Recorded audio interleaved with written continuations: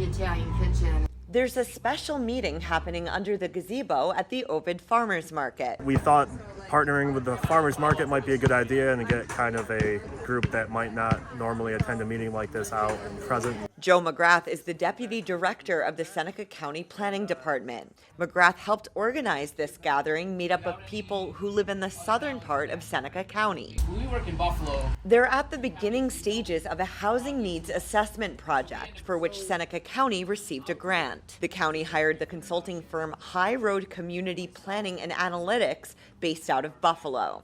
Now, Russell Weaver and his colleague are in the information gathering stage. We typically take an approach that looks at a lot of data to identify what the market situation is, how it is either meeting or not meeting the needs of the population who lives here now, and how that population is anticipated to change in the future so that we can begin to anticipate gaps in the market as it exists. But he says the data doesn't tell the whole story. We try to get out and hear from folks what their needs are. We're here to learn, basically. We're not here to talk. We're here to be able to understand from residents who live here what they see as the challenges right now and what they're worried about for the future. It's all across, but affordability is huge.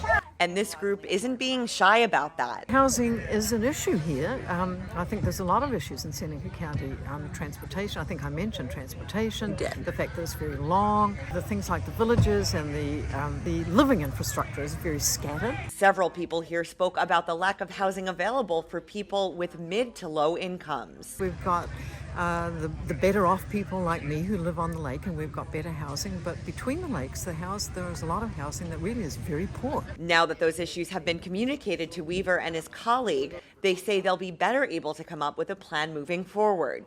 McGrath feels they got some good information. I think I learned a lot more about our villages. I work with the county planning board pretty often, and a lot of the projects that we review are sometimes more rural or more based out of communities like Waterloo or Seneca Falls, and I don't always often hear about what's happening in Lodi or Ovid or Interlaken, and I'm glad to learn more about what's happening. The second meeting will be held in mid-October at the Seneca Falls Community Center.